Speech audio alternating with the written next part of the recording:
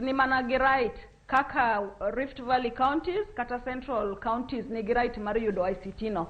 Nikech Luo Nyanza counties wabende wachulo taxes. Koro it is not a favor. Adwa ni monda correct kanyo. Government projects is not a favor to Luo counties. We are paying taxes. Tiende ni wachulo ushuru. Koro ka sirkal okelonwa maendeleo to wakao with open arms. Nikech en our constitutional right.